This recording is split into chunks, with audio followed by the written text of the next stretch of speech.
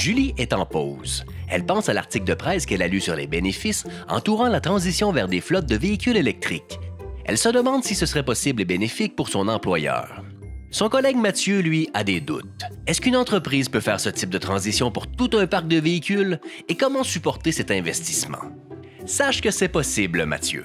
Pour ça, l'entreprise devrait d'abord évaluer convenablement les besoins en termes de type de véhicule et de capacité de recharge afin de développer un projet adapté à l'entreprise, faire une transition progressive en commençant par remplacer les véhicules en fin de vie, planifier le changement sur plusieurs années, ce qui permettrait d'équilibrer ses investissements, et il ne faut pas oublier que l'organisation fera une économie sur les coûts d'opération et pourrait bénéficier de subventions. Mathieu admet que l'investissement ne représente pas un mur infranchissable, mais est-ce que cette transition ne va pas alourdir la logistique de l'entreprise? Et puis, y a-t-il des organisations nord-côtières qui ont entamé le virage électrique?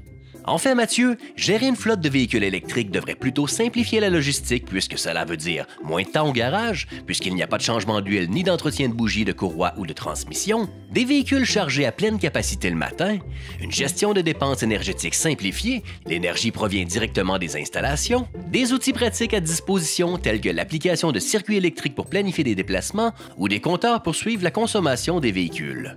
Concernant des exemples locaux, je te rassure, ici aussi, on sent le changement. Par exemple, une grande industrie a installé une dizaine de bornes de recharge en libre accès pour ses employés et utilise même des bus électriques pour les transporter et offrir des visites.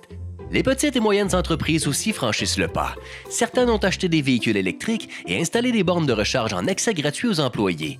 Une a privilégié l'achat de chariots élévateurs électriques et prévoit d'investir dans des équipements électriques comme une tondeuse et une souffleuse. Ces changements se font progressivement.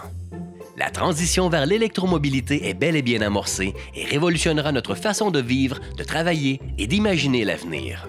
Et pourquoi s'arrêter là? La mobilité électrique ne concerne pas que les voitures, elle ouvre la porte à de nombreuses autres possibilités.